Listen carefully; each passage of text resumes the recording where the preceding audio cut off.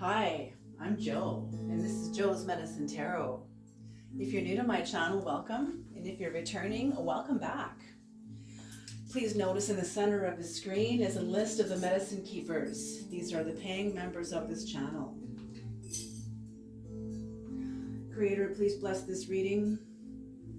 Please bring in the knowledge and the wisdom and the guidance of the highest realms, the lowest realms, all the realms, whatever's needed. For the collective, please protect us from the high voltage knowledge that may come into the reading that we're not ready for. Please bless and cleanse the sacred space, and bless all the viewers and all the listeners who are listening right now. Thank you. All right, everybody. I hope everybody is safe and well wherever you are in the world. And let's begin. What are the messages, Creator? What does the collective need to hear? What are the messages? What are the messages? What are the messages? What are the messages? What are the messages? What are the messages?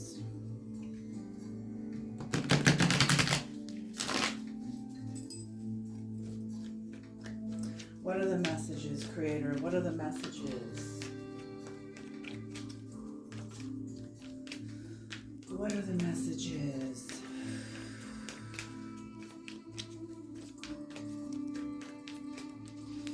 All right.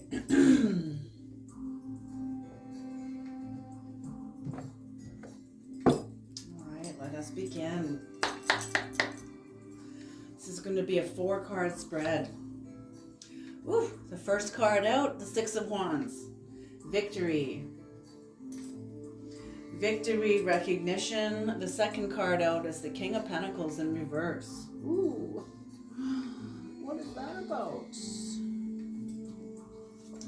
The third, ooh, fixed sign energy. This is the end of a cycle. This is known, this is seen, this is now undeniable. I feel like whoever you're in relationship with had a level of denial about the change that was going on. I feel like whoever you are in relationship with they're a control freak.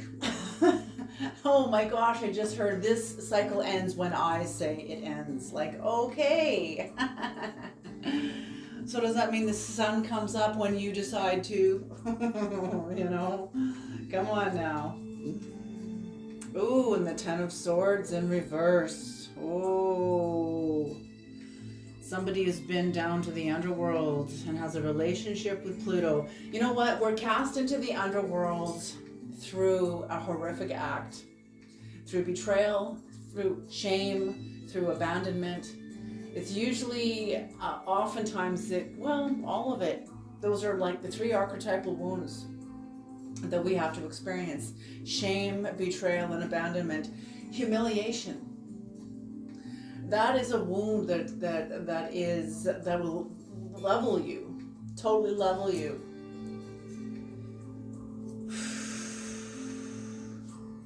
It's on the bottom of the deck, the 3 of Wands in reverse.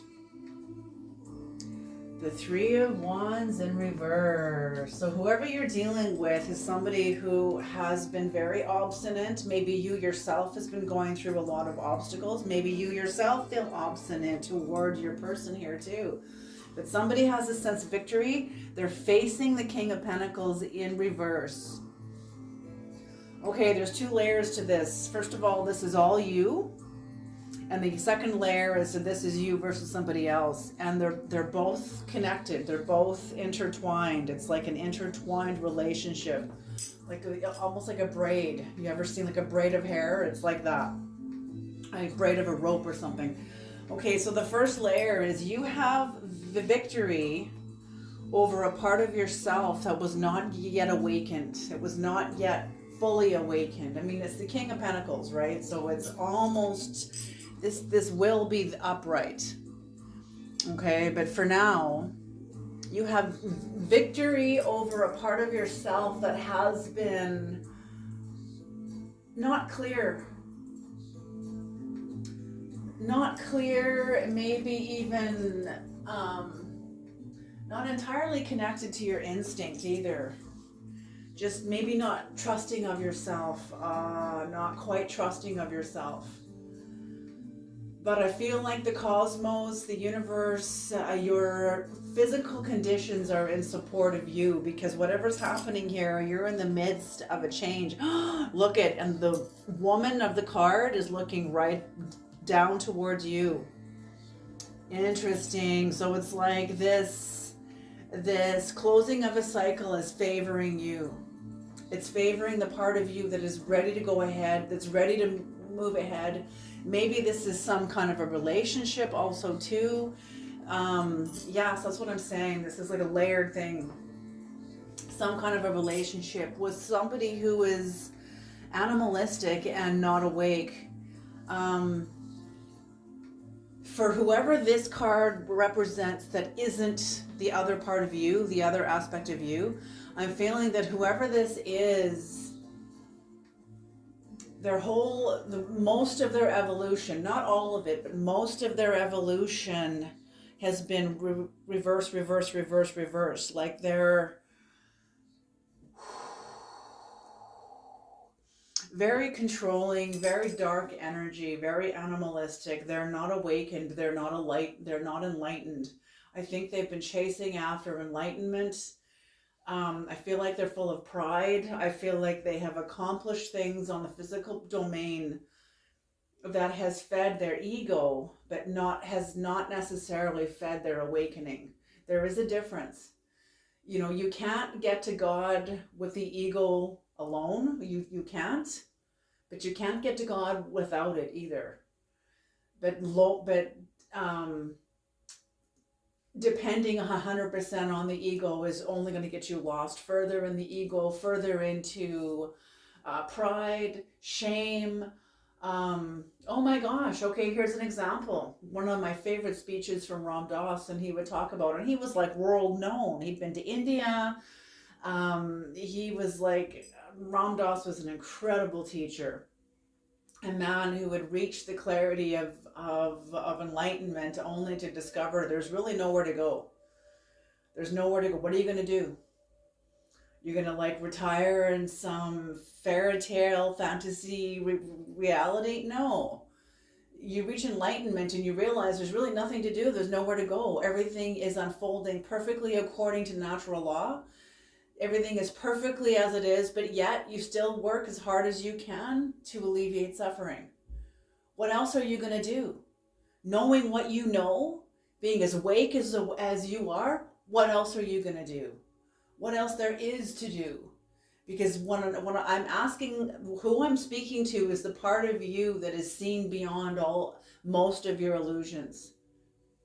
If not all of the operating illusions in your life that have helped sustain you, that has brought you to this point.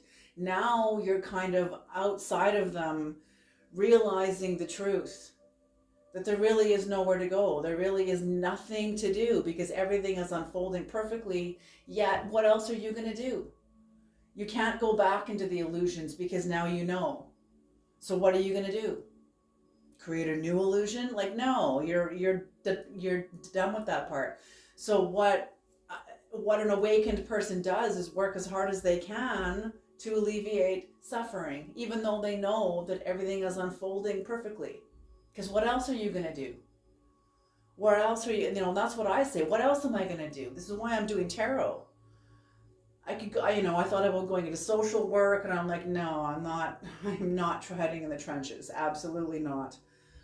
I love children. I love people. I do not want to see like domestic violence. And though social workers are for like the human angels that have thick armor, I have thick armor, but not that thick. Okay. Oh God, I couldn't do that job. There's no way. So kudos to you. If some of you are like a social workers, kudos to you. My hat's off with the utmost respect. Because you are trudging in the trenches, helping people through situations that most people, that like other people, would be fucking pissing in their pants. Okay? I'm not even kidding. So here we go. So, but with you, what I'm seeing is you have overcome a part of yourself because you're in the end of a cycle, and you're coming up out of the underworld. You're coming up out of a place, and I don't think you're aware of this. I don't think you're aware of this. I think, oh,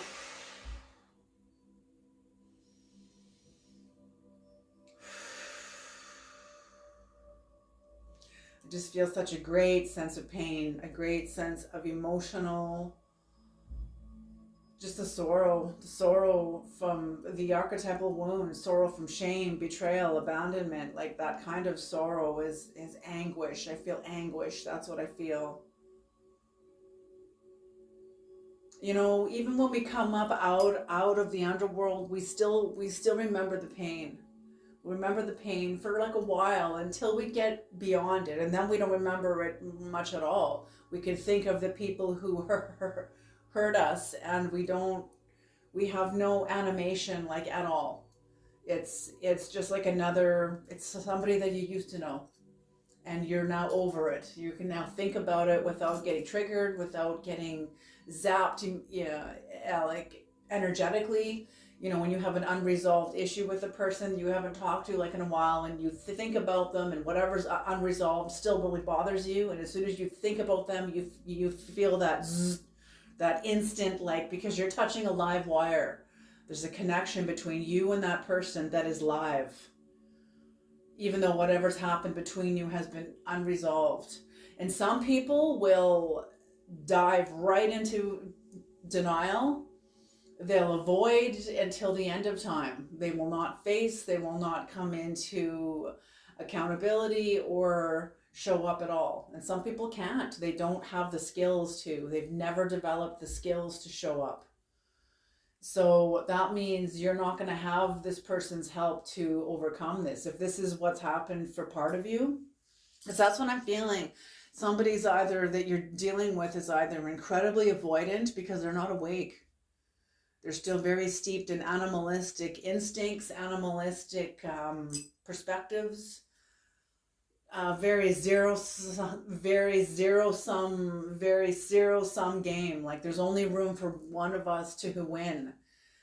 And for many of you, I'm feeling like, no, there's enough room for both of us. Like I come from a great big universe. There's lots of room for both of us. We can both win. And whoever you're dealing with says, no, there's not. There's not. My universe is very small. So what this tells me is this person has not expanded. They've not expanded.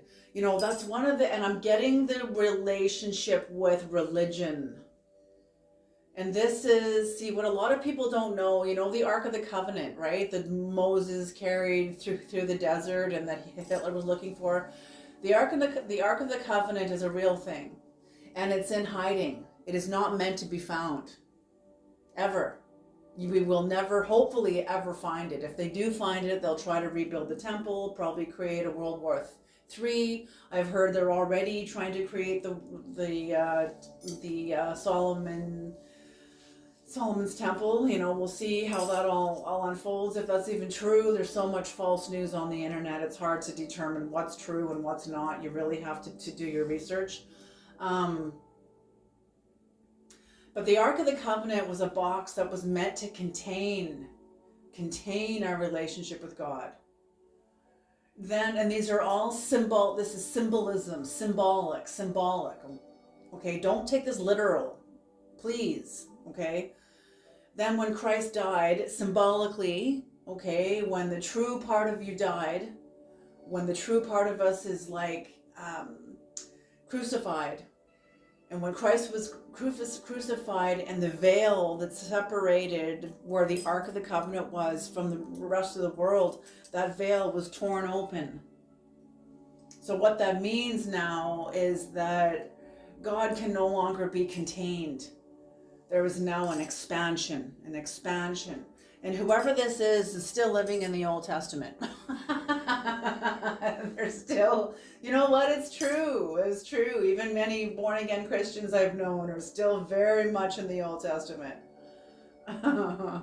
That's a personal relationship that has nothing to do with me, but I just choose not to have a relationship with those people because it's like trying to talk to, oh God, you know how it is trying to talk to somebody who is religious, like, oh, I've just known brilliant people that are brilliant, but as soon as you bring religion into the conversation, all of a sudden they lose their total brain and praise Jesus. Oh my goodness. Like they just lose their entire brain. I'm like, what happened to the intelligent person I was just talking to? The one who was real and was here in the present moment. And all of a sudden you bring religion into it and they get hijacked by the tribal mind of religion. Now, do you know what I'm saying? And I'm sure we all have moments. I know I did in my past. I no longer do. I had to go through the dark night of the soul. I'm telling you to get here to where I am now. Maybe that's what this is. You're coming up out of the dark night of the soul.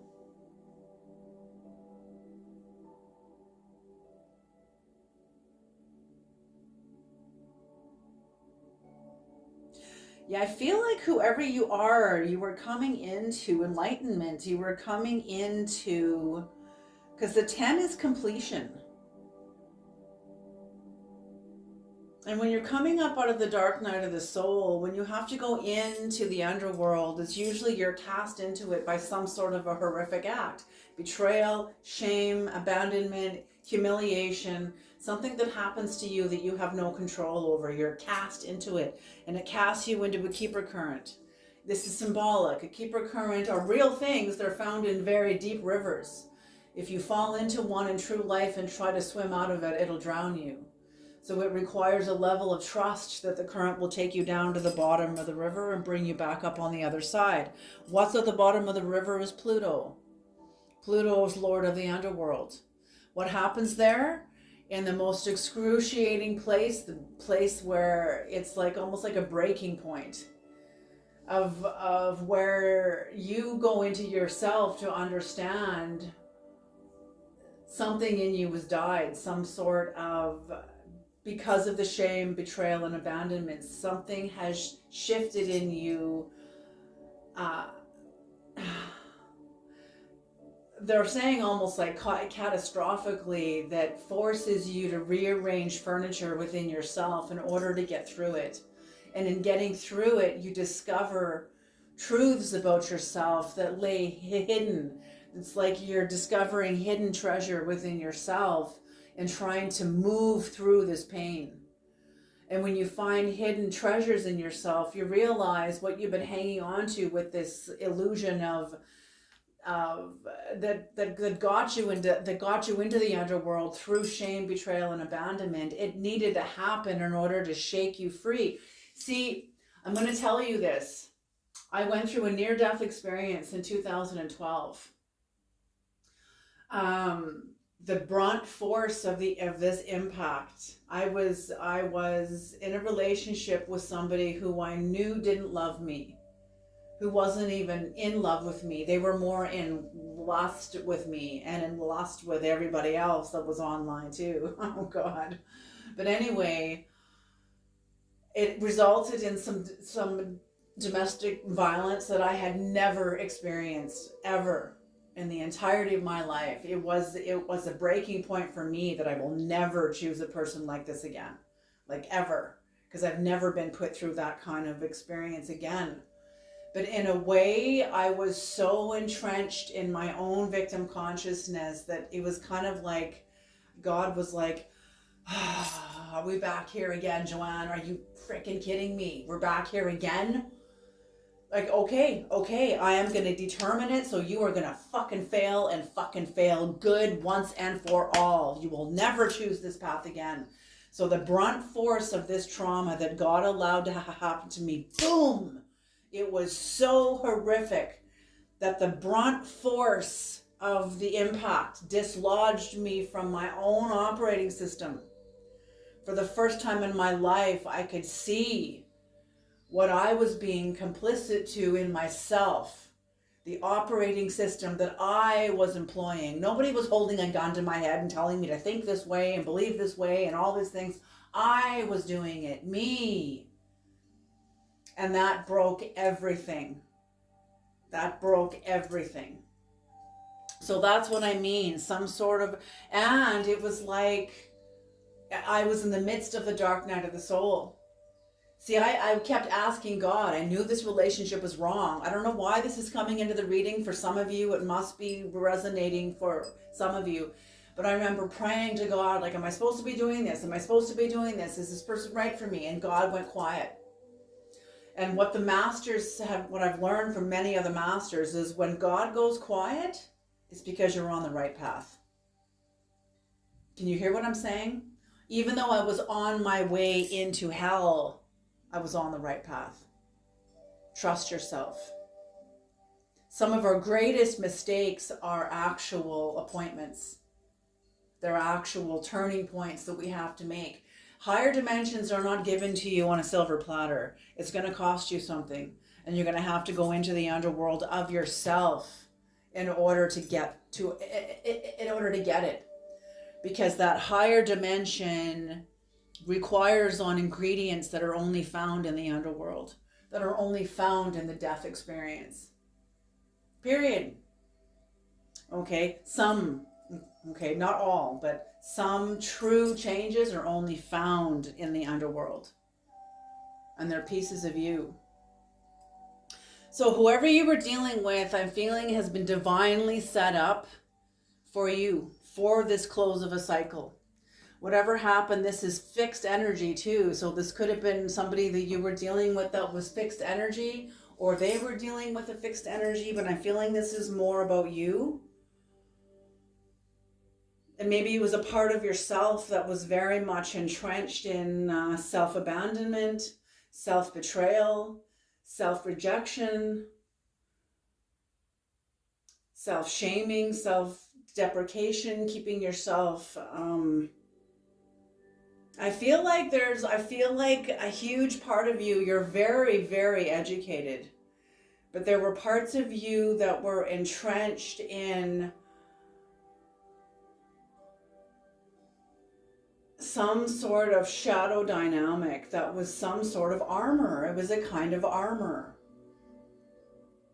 You know, okay, they're just saying it's easier to live as though you're disappointed than it is to feel disappointed, to be disappointed. So to live in a state of where it's easier to live as though you are disappointed, it's a kind of armor.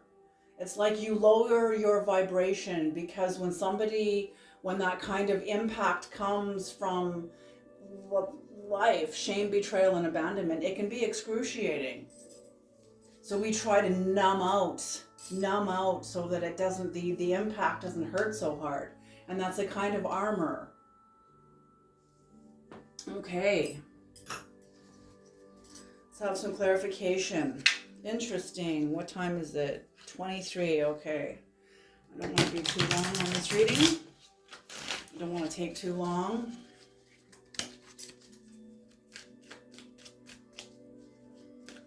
What is the Six of Wands, Creator? What is the Six of Wands?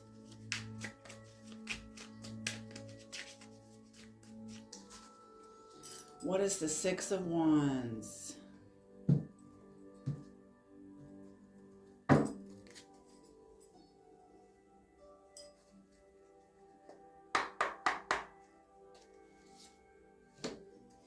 Yeah, the Two of Wands, unrequited love. Yes, because you're facing the other person too. Yes, you are leaving. You have victory. You won. Oh my God. You're totally leaving this relationship behind. You've overcome this in yourself.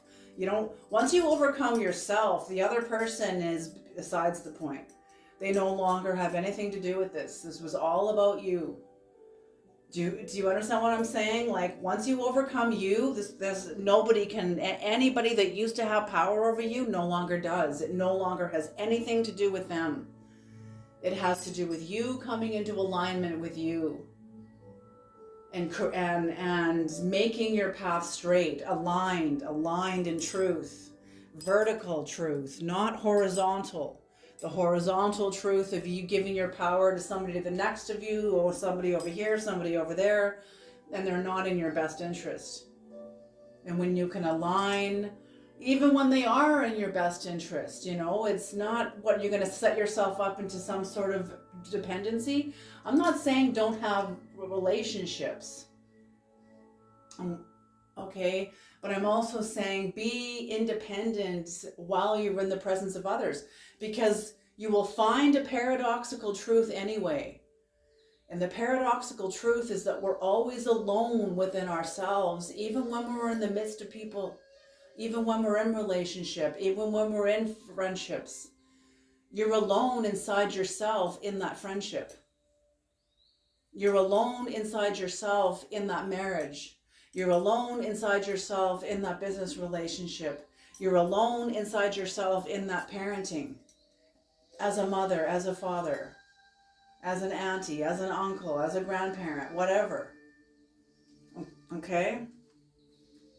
Okay, what is the King of Pentacles in reverse? So yeah, you are leaving, and I love the Two of Wands facing away. So you're I'm almost seeing you like in my own mind within yourself. You're not doing this to the person, but within yourself, you're like bowing, like thank you. Thanking the person who helped you break you free from yourself. You thought it was about them. It was about you all this time. Been there, done that, baby. And those are some of the most powerful moments of our lives, is when we get pieces of ourselves back.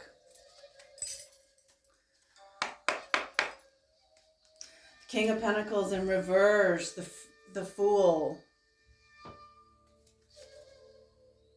The Devil in reverse. Whoa. Whoa. And the Five of Pentacles in reverse. So yeah, the Creator's no longer focusing on this person. They wanted that person in so you could understand the dynamics that led you back to yourself. Okay? So this part of yourself, you have overcome. The Fool's facing you. You were going off in a new direction. You've overcome, you're like leaving this relationship. You're leaving some sort of a bondage that kept you in a relationship with a dark spirit. With somebody because of something in yourself that was complicit to it, because of your own armor, your own sense of belief systems. Okay, but you've overcome this because you're seeing into yourself. You understand why you were there. You see the truth of it now. So this breaks the bondage. The truth, simple awareness breaks the bondage. You don't even, some demonic bondage doesn't need an exorcism. All it needs is your awareness. Okay, and your awareness is enough to just break it. Break the bondage. Now you're entering into improving your life. Beautiful energy. Beautiful, beautiful. What is the world, Creator? What is the world? What is this end of a cycle? The first card out. Came flying on the floor, and that is the Nine of Swords. Yes. The Nine of Swords in reverse.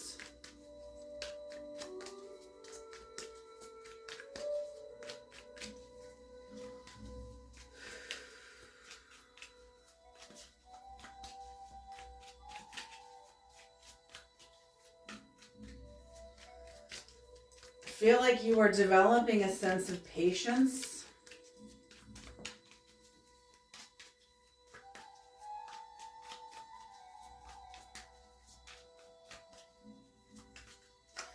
And unselfishness. You're not... Yes, this has released you from an old agreement. This has released you from an old agreement. Any more jumpers, Creator? Let's land them on the table, but not on the fireplace.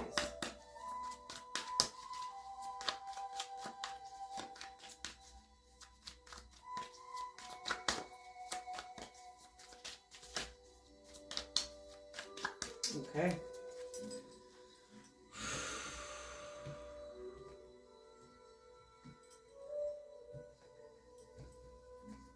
Okay. The Ace of Swords in reverse. Oops, that just fell right out of my hand. The Ace of Swords in reverse.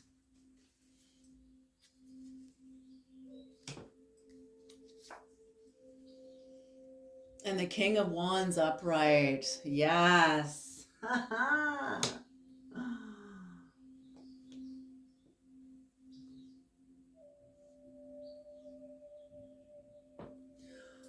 So it took you, it was through you developing patience, coming to the end of a cycle because of some great disaster of an ending with somebody who was not awake and very animalistic, but it was required to bring you into the masculine aspect of your magician energy. Very powerful. And what is the king, what is the Ten of Swords in reverse, creator? The Five of Swords in reverse. So you're coming into forgiving yourself. You are understanding why you made the decisions that you did. The Ten of Swords in reverse on the Ten of Swords in reverse. You are finished with this. You're over the worst of this. You are over the worst of this experience. Oh my gosh, you're not aware of this. It's like you're still in the shadow. You're still, the dark clouds are still covering you, but you don't see the blue sky yet. But you're wanting to forgive yourself. Maybe you're wanting to forgive the other person or come into reconciliation, but this is more with yourself. I don't feel it's with the other person. It could be that you have that within yourself, that you're okay with them, but you don't need to go and tell them that. You can tell God to tell them that. Do you know what I'm saying? I'm getting this like a protective shield, like your guides are like, no, you do not need to talk to this person. Maybe this relationship was very destructive. Yes, lovers in reverse. So you have severed the tie. You have severed the tie with the cord. The cord has been severed between you and this person. Whether you've done a cord cutting ceremony or just your clarity and understanding of what cast you into this underworld was all about. And I feel like you were giving that, like, this cord is cut. This cord is cut. You guys have done beautifully, beautifully. What's on the bottom of the deck is the Wheel of Fortune. Yes, the Wheel of Fortune. This is fixed energy that is now over. This has shifted.